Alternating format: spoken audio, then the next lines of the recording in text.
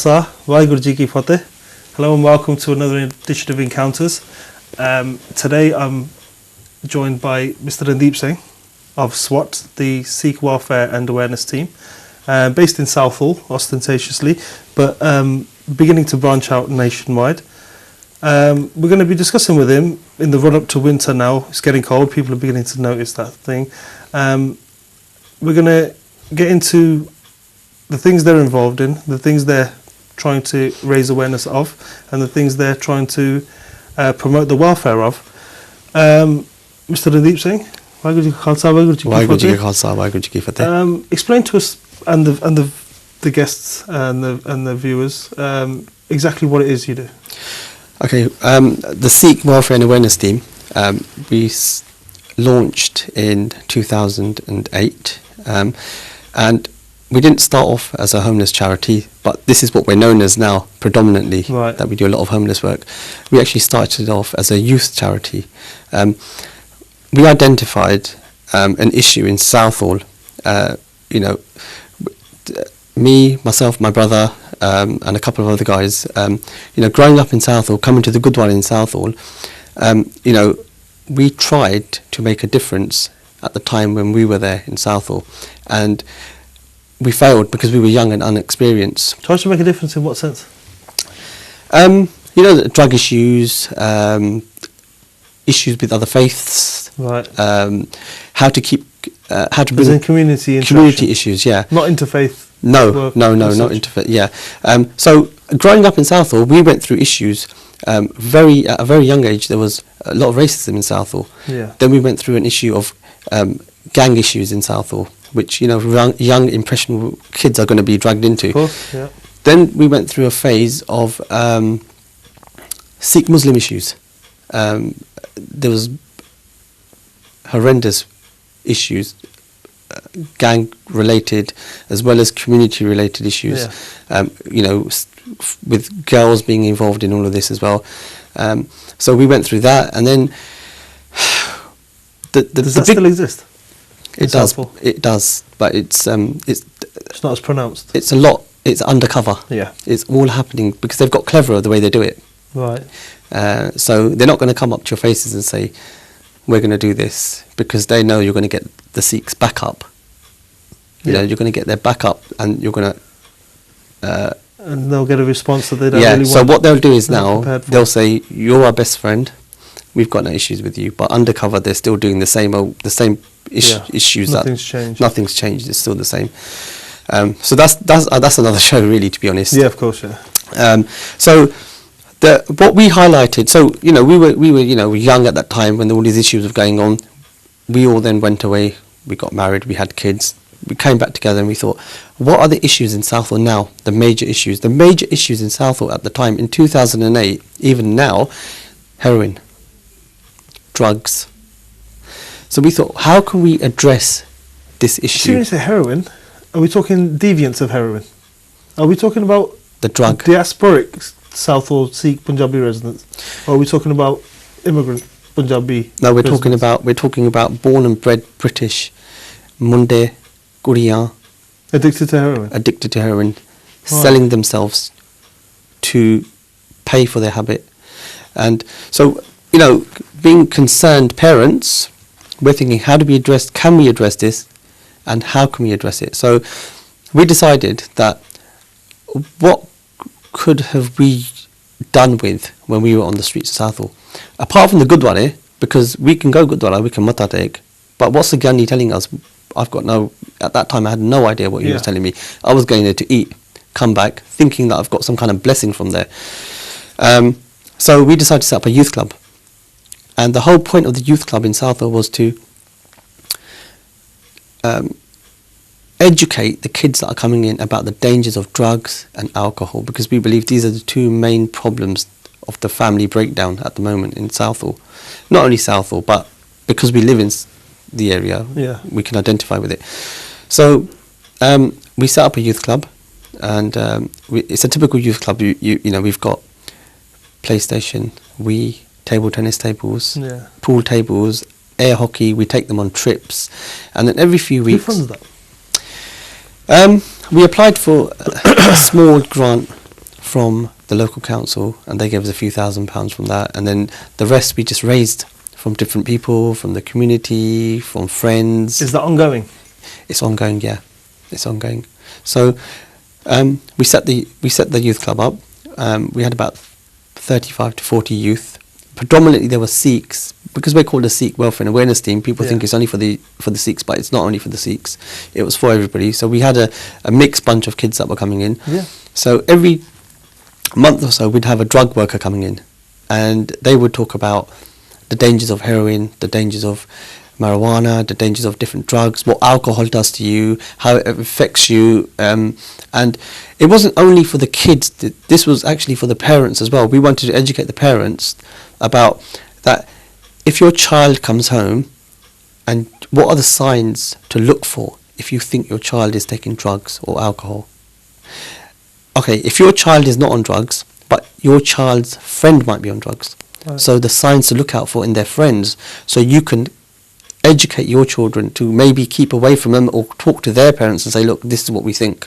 So it was an initiative where we thought, let's start from here. So this is how the whole Sikh Welfare and Awareness Team started out. Wow.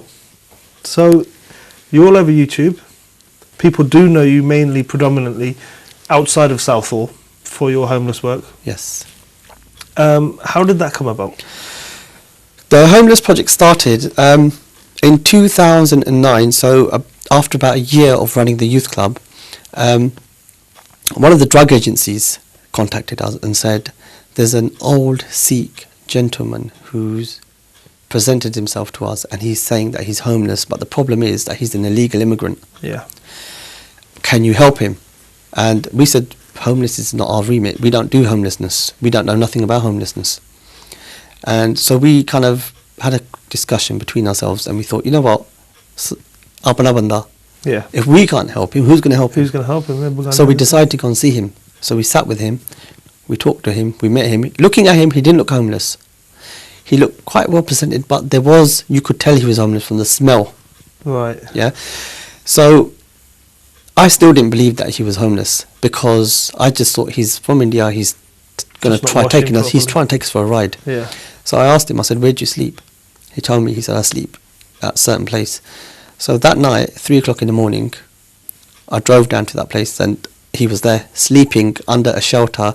It was raining that night, and the rain was just about running past him, and he had this grotty Rajayi over him with cardboard underneath him. And I thought, you know what, this is ridiculous. Yeah. In this day and age, homelessness, apna banda, Sikh, in Southall, unheard of.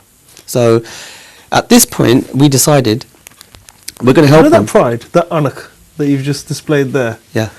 Why is that, or has that been missing? When you say miss, no. See, the thing is, at that point, nobody knew there was homeless people in Southall. No, but the moment you found out and you knew it was real, yeah, it was in this day and age. Apna banda, how is that possible? Yeah, because look at us, look at our history, look at where we've come from, where we've been the protector of other faiths. Of course, yeah. Absolutely. So, how can we allow apna banda to be homeless? Guru Nanak Dev Ji, I don't think it's not in our blood to allow this to happen. Yep. The whole ethos of Sikhi, the langar concept is for the downtrodden. Yeah.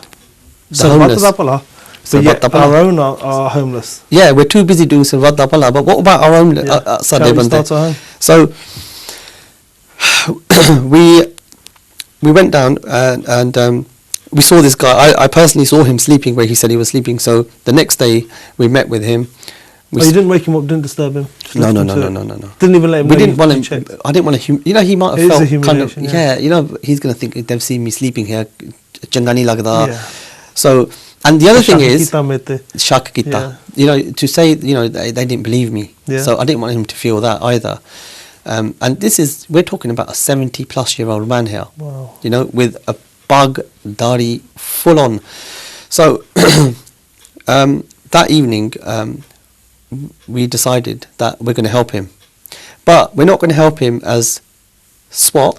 We're going to help him as individuals, because in our eyes, this is one individual that's homeless in Southall in 2009. Yeah. So we put some money into a pot. We got him a room. we've kind of linked him up with people that may be able to help him in certain other ways. We bought him some food. We got him washed up, showered up. We took him to the Gurdwara and introduced him to people there that might be able to help him. Yeah. And eventually, we helped him go back to India because that's where he wanted to be. But what happened between the first day of meeting him and the next sort of 5-6 days was pretty much unprecedented, because he's gone back to his homeless community and said, actually, there are people out there that are, they're not just talking the talk. They've actually helped me. They've got me a room. They've got me clothes. So the next day he phoned us and he said, I've got 2-3 friends that are homeless as well. Again, same situation through our same, You're looking at each other thinking, are they going to take us for a ride? Yeah. So we said, all right, where are you sleeping? So they took us to the bin rooms of Havelock Estate in Southall. Right. We opened these bin rooms up and we looked through, and what we saw, there's lots and lots of these bin rooms, and in each bin room there was probably about maybe, I'd say up to maybe 10 people sleeping in each bin room. And we were just shocked at what we saw. There was a hidden homeless community. So we launched a project called The Forgotten. And these were the people that were forgotten. A majority of them had come over from India. They had ended up on the streets because there's no work available for them. And there was a lot of factors why they ended up on the streets. Yeah. And there was a lot of factors why they've come in the first place.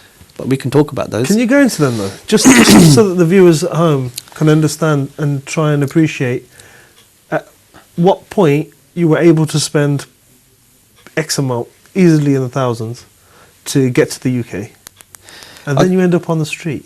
When you're living in the bin and your next door neighbour has built a mansion in the bin, yeah, and there's pressure from your parents saying, "Tu hi jaake kar."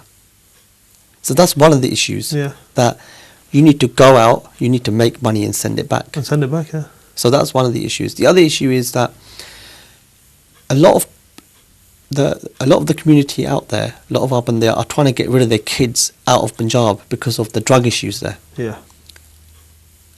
And then there's other people that are coming over that have been affected by 1984. See, we don't hear about this, but we hear it on the streets. People have shown us marks on their bodies, torture marks. So they fled for that reason. Yeah. So people have come for a better life. That's what they've come for. They've come to better their life, better the life for the people back in Punjab as well.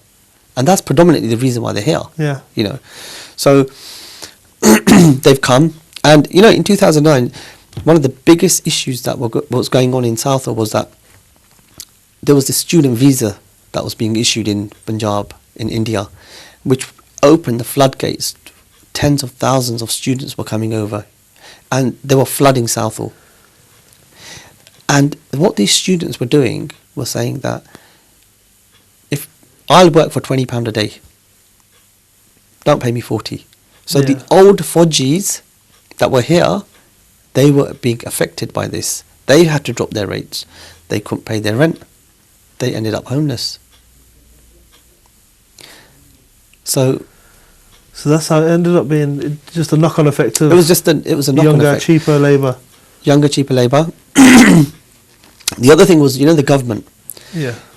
They started coming down very hard on businesses who were employing illegal immigrants. Yep. They were saying that, if you... £15,000 fines, UKBA was created. £15,000 fine. Yep. So shopkeepers are getting scared, builders are getting scared that we can't afford this. So that created a problem. So with the influx of students, the influx of people coming over, UKBA and the government getting harsh and hard on illegal labour. Yeah. Was causing a problem. And then the other problem that was happening here was that because of so many students that were coming into Southall, the rents were going up. Of course they were, yeah. And there was, if you tried to get a room in Southall, it's very difficult to find a decent room in Southall because of the amount of people that are coming in. So overpopulated, do you think? Definitely. Southall. Definitely. It's number one destination for Punjabis, really. Absolutely. Either that or Birmingham. Yeah. So, unless you've got links and connections elsewhere. Yeah, yeah. Then you'll be going to somewhere specific. But Yeah. in general, they're coming to Southall, they're coming to Birmingham. Yeah, yeah. At what point, or do you think at all, is the government responsible? See, the government's job is to keep illegal immigrants out of this country. No, but they're here now. Okay. So their responsibility starts the minute they step into the minute a legal immigrant comes into this country, it's the government's. They are the government's problem. You can't say, because when we approached the council and we said, what are you going to do about these people? There's 150 plus people that we've discovered in South are living in bin rooms and in sheds and in cemeteries. What are you going to do about it?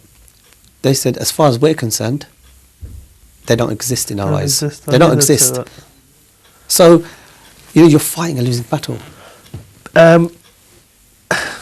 Harping back to the old days, Punjabi agitations for various different political reasons or for whatever goals, you just turn up and sit on their doorstep until they do something about it. Yeah. Would that not be an idea, to get the homeless and just sit outside the council offices day in, day out and just show the world that, look, the council's not doing anything.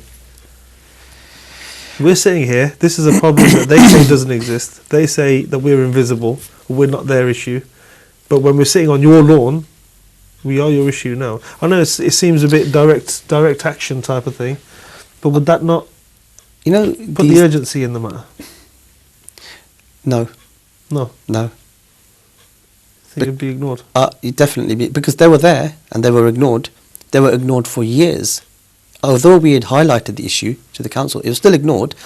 The only way the council picked up on it was when the BBC and Channel 4 and Sky and the Evening Standard did a front page spread on it. Yeah. And heads were rolling in the council then. We were working with Ealing Council. Is this just a strictly West London issue? With Fodge, with the homeless. Yes. Yes. It's happening in Ilford or anywhere like that? It is happening in Ilford, and it's happening in Birmingham, and it's happening in other places, but not as bad as Southall. Southall is ridiculously bad. We discovered 150 plus people in the space of days after helping one person. Yeah. And the only reason they came out was because they realised that actually these people are helping us. And even after coming out, they had a lot of pride. They didn't want to be identified as homeless. Some of them didn't even look homeless. They'd rather go and get a haircut, rather than to have long. Indian homeless people are not your typical British homeless. No, really, they won't walk around with bags and trolleys and long hair. They'd rather groom themselves first, and then think about food, because they know Guru Nanak Dev Ji's looked after the langar concept. They're going to get fed regardless. Because, how many Gurdwara in Southall? 14 plus possibly? Yeah. So food has never been an issue in Southall for homeless people. It's just where to sleep. It's where to sleep. And how to make and money work, to get a job, You said earlier, I apologise, I interrupted you. No problem. With regard to BBC, Channel 4, Sky, Evening Standard front page. That sort of exposure, did that bring any sort of relief to yourselves? Was that helpful? Or was it counterproductive? No, it was definitely helpful. Long term, it was definitely helpful, because then the council started taking their role a bit more seriously on how we're going to help these people. They started putting some medical provisions in place to help these people. They started emergency shelters for certain people. The older people were looked after a little bit better. The agencies that look after homelessness in the local areas were more productive into what they were doing. So I'll give you an example. In 2010, November, there was a homeless count in the whole of the borough of Ealing, an official homeless count. And that official count was about 4 or 5. In the whole 4 or 5 people? 4 or 5 people. 500? 4 or 5 people in the whole of the borough of Ealing. Okay. And so in 2011, suddenly, I think it was January or Feb, there's front page Evening Standard, 150 plus homeless immigrants. In Ealing alone? In Southall alone. Right. Then obviously there's a problem here. How come that these people have not been identified, but yet you've only counted 4 people. Are these people not doing their job? So when we spoke with them, we said to them, why have you only got a figure of 4, and we've just uncovered volunteers, a voluntary organisation that uncovered 150 plus people, yet your people that you're paying millions to can't even find more than 4 people. They said, they were making excuses that, our guidelines for a homeless person based. are, somebody needs to be bedding down in the same area for a certain amount of days. And I said, look, you haven't done your job. You need to start doing your job. And that's when they started working with us a little bit more. And they said, look, we will work together. We will address this problem. And, they did they have been since. So there's a good cohesion between the two now. Are you cooperating? Yes, definitely.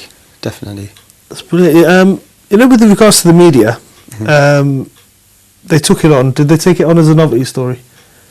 They didn't really follow up. Did they follow up? Do you know what? It's always the case with the media. It's to pull in the crowds. It's to show the world that there's an issue going on in this place and there's a problem here. The Daily Mail have got their own agenda when they publish the story. Of course. And then the BBC did a fantastic documentary called No Man's Land. You can find that on YouTube. Yeah. And they followed one guy, his story, and they even went back to India and spoke to his family and said, why don't you ask him to come back home? He's living in squalor here. And then, but with regard to media, you've made various films yourselves. They're available on YouTube if anyone wants to watch them. Go out of your way and watch them yourself in your own time at your own convenience. They're well worth a watch. I've watched a few of them. They're eye-opening, to say the least. Yourself there, you're explaining yourself quite articulately a few years back. So it's not overnight. You haven't just discovered this problem. You've been working on it. If we can, we'd like to go and broadcast some of this video footage now. So we'll call it a small break. We'll show the viewers what you do with regard to what you say. Yeah. And they'll see it for themselves. We'll come back after this break.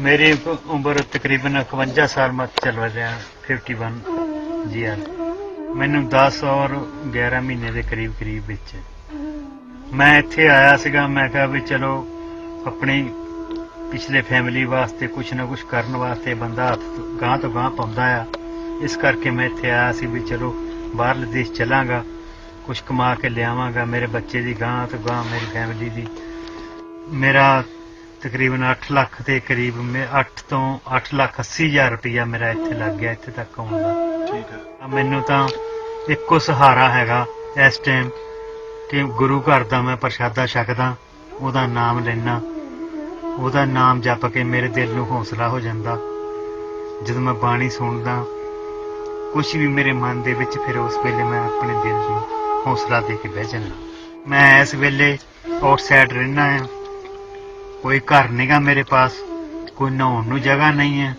कोई toilet की जगह नहीं है toilet भी मैं गुरु घर जाना पर मेरा फर्ज तो नहीं बनता पर फिर भी गुरु जी जिहड़ा वो शरण दिंदा है ਉਹਦੀ शरण ਵਿੱਚ जाके उत्थे टॉयलेट करदा उत्थे मूँह हत्थ धोना फिर जाके मैं चाह पानी पीना गुरु घरों गुरु की बाणी सुनदा मन नूं तसल्ली आ जांदी इस टाइम मैं रहना आ मैं कल्ला रहना आ मेरे नाल कोई नहीं गा रब दा गुरु दा नाम लैके सौ जाना मैं Sorry, listen, cut it off for 1 second, yeah? Waheguru Waheguru कह के सौ जाना मैं This is what you want. हो सकता मैनू को मार भी जावे सुत्ते पे नूं सुत्ता मोया एक बराबर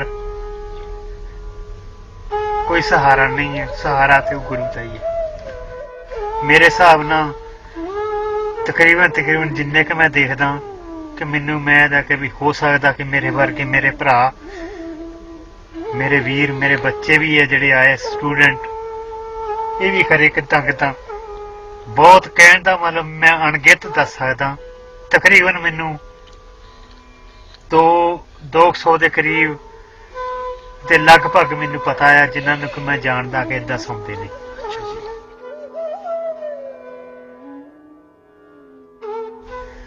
ਮੈਂ ਤਾਂ ਇਹ ਮੈਸੇਜ ਦੇਣਾ ਚਾਹੁੰਦਾ, ਜੇ ਕੋਈ ਮੇਰੀ ਬਾਤ ਨੂੰ ਗੱਲ ਨੂੰ ਸੁਣਦਾ ਆ, ਕੋਈ ਸਮਝਦਾ ਆ, ਕੋਈ ਧੀ ਨਾ ਆਵੇ ਇੱਥੇ, ਕੋਈ ਮੇਰਾ ਵੀਰ ਭੈਣ ਭਰਾ, ਕੋਈ ਨਾ ਬਜ਼ੁਰਗ ਇੱਥੇ ਆਵੇ, ਇੱਥੇ ਧੱਕੇ ਆ। ਪਹਿਲਾਂ ਵਾਲਾ ਜਿੱਦਾਂ ਕਹਿੰਦੇ ਸੀ ਦੇਸ਼ ਬਲੈਤ ਹੈ, ਬਲੈਤ ਨਹੀਂ ਰਹਿ ਗਈ। ਇਸ ਵੇਲੇ ਸਾਨੂੰ ਗੁਰੂ ਘਰ ਦਾ ਸਹਾਰਾ ਇਹ ਵੀ ਨਾ ਹੁੰਦਾ ਤੇ ਅਸੀਂ ਖਰੇ ਕਿੱਥੇ ਅੱਜ ਨੂੰ ਮਰ ਮੁੱਕ ਵੀ ਜਾਂਦੇ ਜਾਂ ਖੁਦਕਸ਼ੀਆਂ ਕਰ ਲੈਂਦੇ।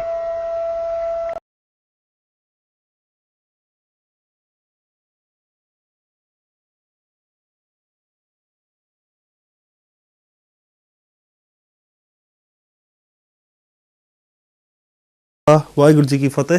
Welcome back. We've watched the video. We're still speaking with Mr. Randeep Singh from SWAT. Buddy, when I was watching your video, it got me intrigued, but I wanted to know, what it did to me was it made me feel that I wanted to help you, that I wanted to donate. But then I thought, as a lot of people in our community do, that there's a lot of these sort of institutions, not similar to yourselves, you're quite unique that way, but there's a lot of places to donate your money to, so to speak. Yeah. So I thought I'll go through the comments section, see how many people are feeling my way, and in doing so I was going to be able to see if anyone was going to have any information and say, oh, I gave them 50 quid and they didn't do nothing with it or anything like that. But while I was reading the comments, the first comment I came to, if I can quote you on it, Yes. This was in July 2013, just this year, not many months ago, 3 months ago, and it basically, this is a direct quote. It said, "Just kill them, slit their throats according to halal, assuming that we're Muslims, Yeah. and put them into cat food cans. If Muslims are so smart, how come they didn't land on the moon?" Right. How do you combat the sort of misunderstanding and just sheer racism? Can you involved? just clarify the video that you watched? Which particular video was it that you watched? That was a video by one of the world's leading broadcasters. It was a video of homeless people in Ealing under a bridge, easily 30, 40 people. The reason I give you this quote as well, I don't want you to think that I'm trying to attack you or anything like that. The reason I think the quote's relevant is because people watching this will only hear your side of the story. They'll only hear you talk about applying for grants, being successful with grants, asking for the community at large to help and receiving that help. It all sounds like a success story with no setbacks. And I just want to make sure that they're aware that you have had setbacks. You do face regular criticism from people who are uninformed, ill-educated. How do you go about addressing people like that? Because that quote speaks for itself. With regards to the quote in question, in fact, not only people that are quoting us on websites, but we've got local residents around the places where they sleep. Yeah, you're right. We are getting a lot of negativeness. Yeah. But then the thing is, this all boils down to one thing, which is lack of education. Okay, so that particular quote. Yeah. He hasn't got a clue of Sikh history. He hasn't got a clue that they're even Sikhs. He's got absolutely no. Regardless of history. Yeah, forget the history. He says halal. He says these are So Muslims. he thinks that these people are Musliman, and so he's totally uneducated. He doesn't know the difference between regions in India, Pakistan, Yeah. Sri Lanka, religions. Yeah. So lack of education, and then lack of knowledge. How much of that do you, lack of understanding face regularly? I'd probably say 50-50. Yeah. To be honest with you, where these people are camped out, local residents were up in arms. Get rid of these people. I don't agree that Get anybody. rid of them to where? That's So- the whole point. They're not there by choice. Yeah. So I mean, I don't agree that these people should be camped out the way they were for a number of years where they were. Yeah. 36 people under a bridge on that particular day. It shouldn't become the norm that we've got a homeless situation in Southall or any part of the UK. In fact, any part of the world. You know, Sikhs have always been these kind of upstanding pillars of the community, have never had homelessness. You know, you go to Punjab and, you know, Sikhs are very well respected. Yeah. You know, you don't get homelessness in Punjab. Why is it happening here? So, you know, we do get a lot of criticism. We do get people saying that, why are you helping these people? You know, they've laid their own bed. But when you understand where these people have come from, the hardships they've had, why they've ended up. I'm going to give you an example of a typical scenario of somebody becoming homeless. Right. So, you come to this country, no relatives, right? You knock on the, you know, you're earning money, you're sending money home, but suddenly the work dries up. So how are you going to pay your rent? You're not. You're going to plead with your landlord. If he's Janga, he might give you 6 months for free or a couple of weeks for free. 6 months. Some of them do. There are some nice people out there that will say, but then there's going to be a point where then the landlord's going to say, look, I'm going to be homeless as well now if I keep supporting you. Somebody's got to pay the council tax. So he evicts. First thing these people do, they go to the Gurdwara. It's a natural reaction. They say to the committee, Sanu help karo. I'm homeless. The committee said, we can't help you. There's nothing we can do for you. Kam labo jaake. Why? They haven't got the resource. We haven't got the insurance. We haven't got the insurance to keep homeless people in our properties. This is what I've been told by Southall Gurdwara. Right. So they spend the whole day in the Gurdwara. They leave the Gurdwara at night and they'll end up sleeping in the park or under a stairwell. But what happens is with that person, you end up engaging with other homeless people because they recognise that this is a nama homeless banda. Let's take him under our wing. Let's take him to where we are. So you've got this homeless banda and he gets taken in by the existing homeless community. Yeah. He goes and he sits with them and he starts picking up habits that they've got. They've got certain habits. They smoke, they drink, they take drugs. Not all of them, No. but a certain amount do. And they gamble. They start shoplifting to support their habits. So it's basically a downward spiral. I've seen a homeless guy who was pretty much okay, become homeless. He got addicted to drugs. He started shoplifting to support his habit. And he started then, shoplifting and then basically got a criminal record and then started gambling. Because the only other shelter that you've got... Do you see this? Downward spiral and what have you. Last year you done a sleep out. Yes. Sleep out is in the sense that you and how many volunteers? About 50 of us. 50. Yeah. 50 people went out and spent the night with these people, yeah? With the homeless. What we did, we camped out in a park. Right. And it was a sponsored sleep out to raise money for the charity. Yeah. And, you know, it was trying to experience how it feels like to be sleeping out and to raise money at the same time. What was that like? What was the experience like? It was freezing cold, to say the least. It was, you know, people were, you know, we did have people that were leaving and saying, this is too cold, we can't handle this. Really? Yeah, it was freezing. One night? One night, just one night. You know, I'll admit this, and I'll say that, you know, from time to time I was sitting in the van, turning it on and putting the heating on, because it was just, I'm not used to it. Yeah. Well, you're not obliged to either. Exactly, yeah. You tried to do what you had to do, but yeah, knowing in the back of your mind that, yeah, you know, I can get in the van if I need to. Yeah. I mean, you know, one thing I want to just quickly go over is, you know, people say to us that, why are you helping druggies? Why are you helping these druggies? Why are you helping druggies? They're doing chori. Yep. Right? They're injecting heroin into their veins. And, you know, one question when I started this work was, nobody's forcing them to inject heroin. Why are they doing it? So I asked a question to one homeless person. I said, look, you know, you never used to do this. Why have you started doing it? And his answer was, Baji main hun tanu ki dassa. And then one night, he said to me, randomly, he said, come and spend a night with me under the bridge.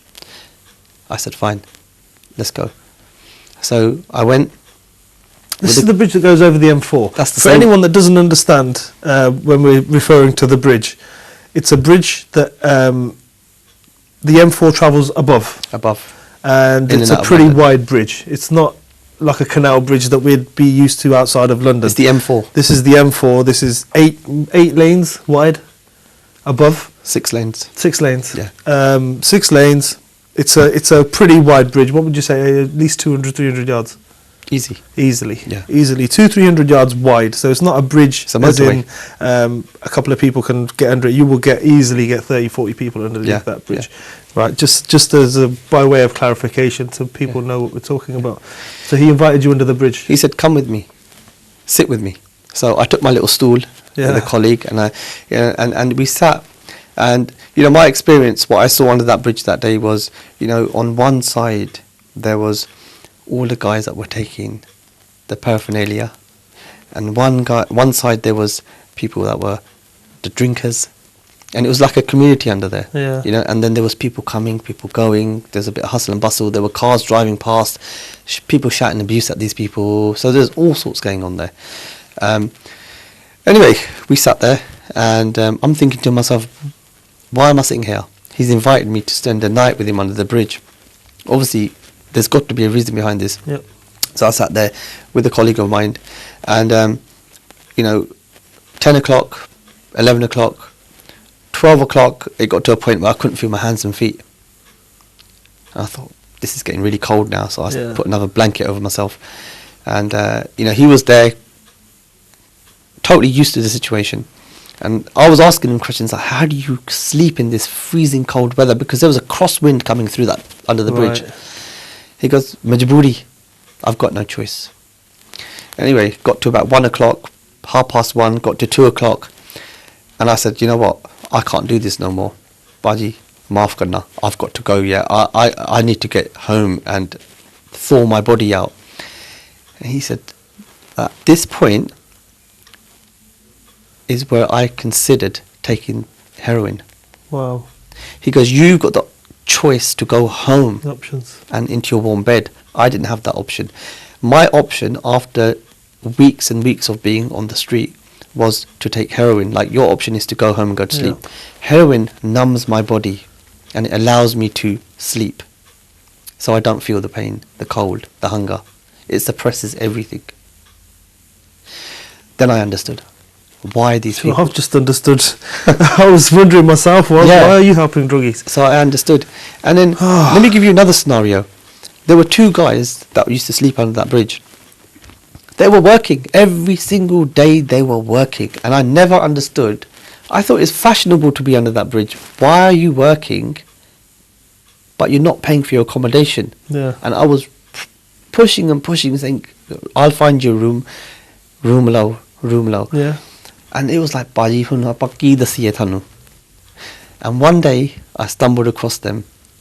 They had a few drinks, and I said, "You can spend money on drink, On alcohol, yeah. but why?" They go, "Baji, we have to drink because we're sleeping under the bridge." The reason why we're sleeping under the bridge is because one of them said, "I've got 5 daughters."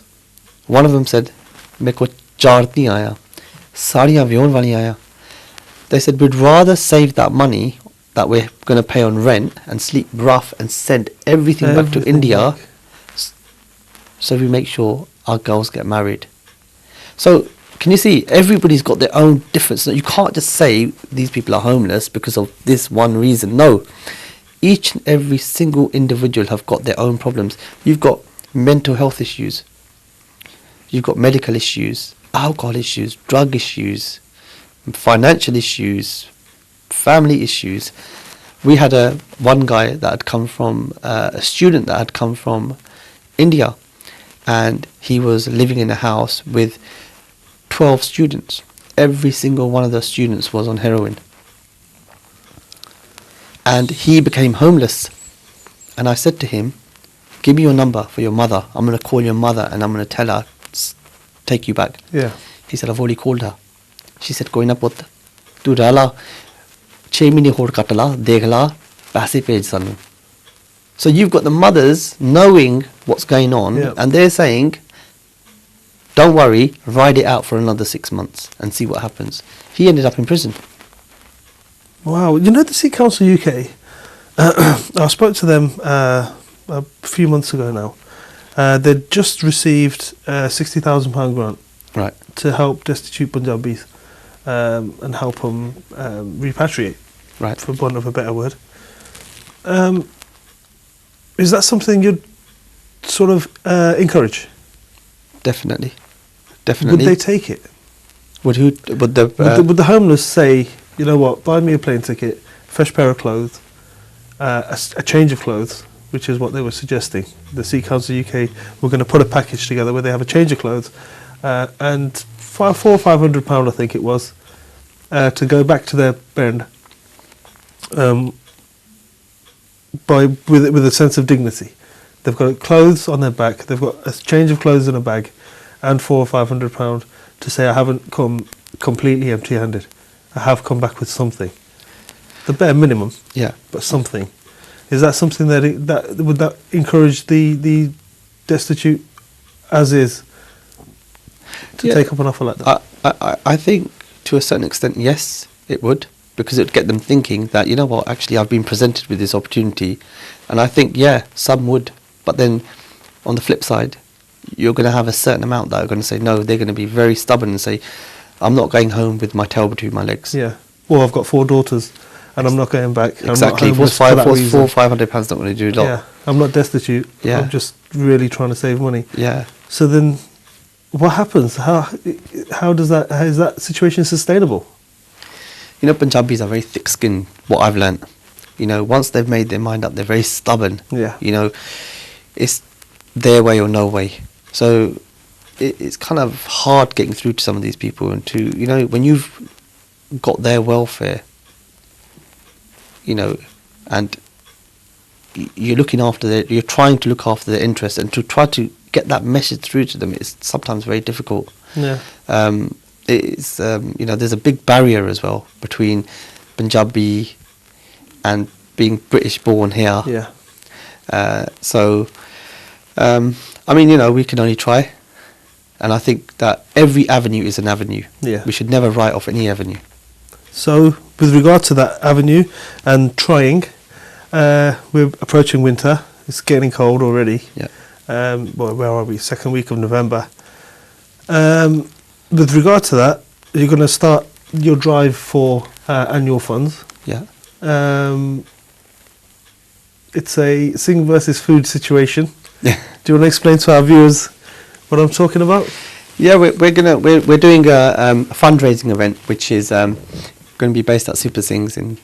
Super Things is a restaurant. It's like a small kind of dabba, yeah. Right. In Bedfont, Feltham. Right. And they do Hounslow. vegetarian food. And basically, what we're going to do is we're going to get 6 of the predominant charities, the 6 main charities.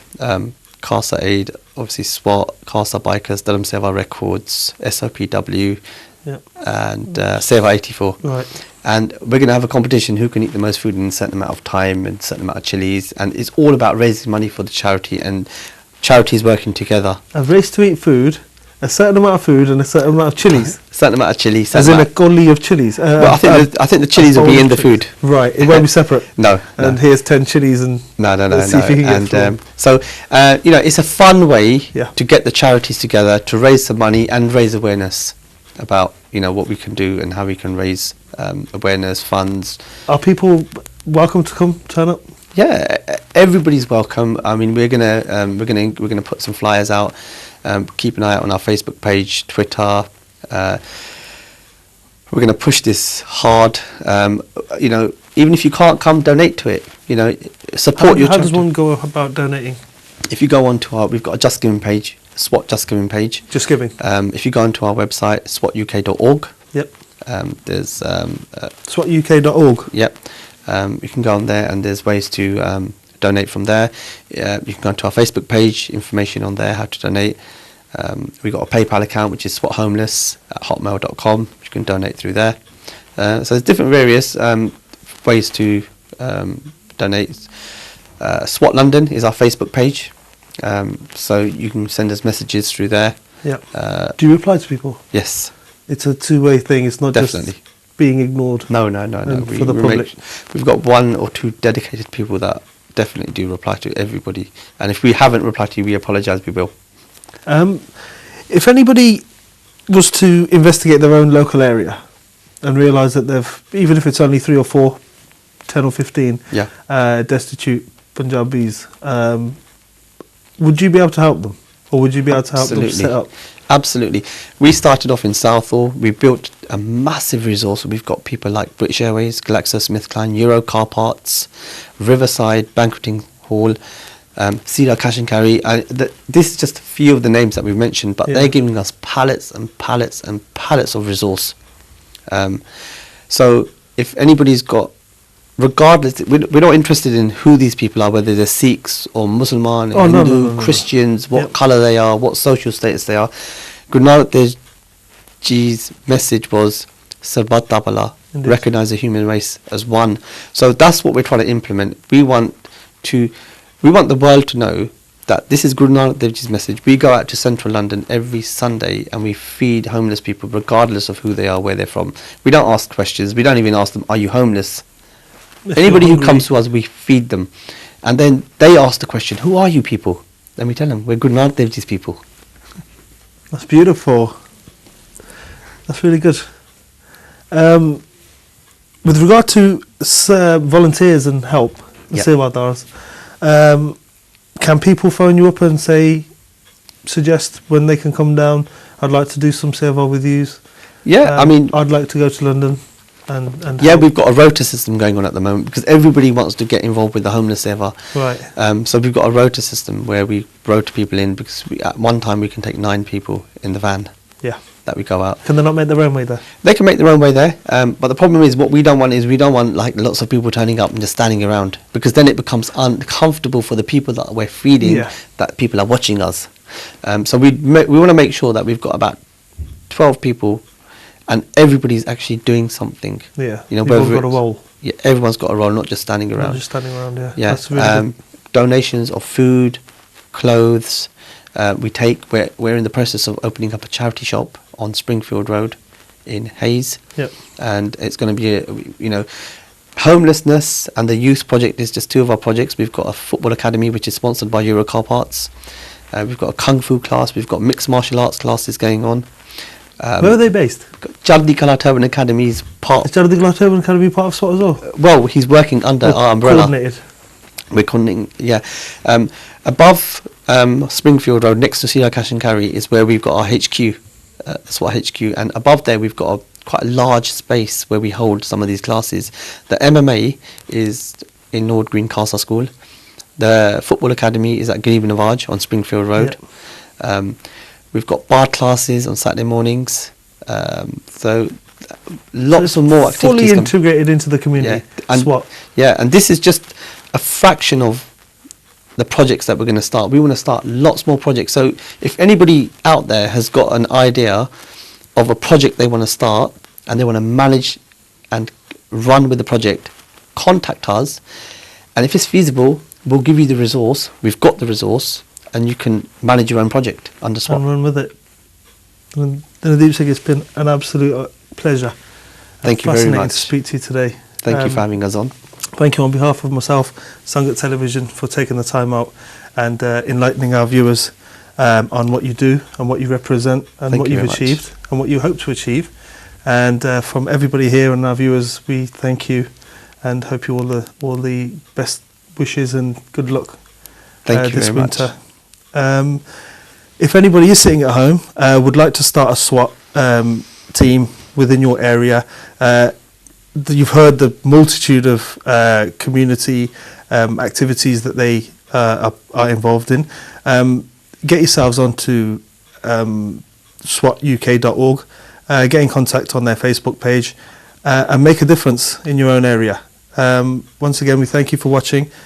Thank you from everybody here at Sangat Television. Waheguru Ji Ka Khalsa, Waheguru Ji Ki Fateh.